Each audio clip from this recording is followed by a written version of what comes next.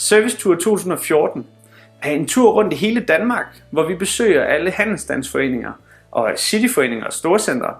Og på den her tur, der laver vi nogle cirka 2 timers inspirationsmøder, hvor vi holder oplæg. Og i det her oplæg vil vi rigtig gerne motivere og inspirere alle medlemmer til at levere en endnu bedre service for vores danske, men bestemt også vores internationale gæster. Så vi kan lave en super fed oplevelse for de folk, der besøger vores butikker rundt om i landet.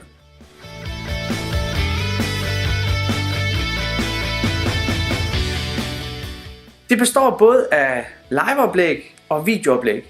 Og det har vi gjort for at kunne præsentere nogle af de bedste eksperter inden for de forskellige områder. Så man kan forvente sig et højt niveau og nogle meget engagerede oplægsholdere.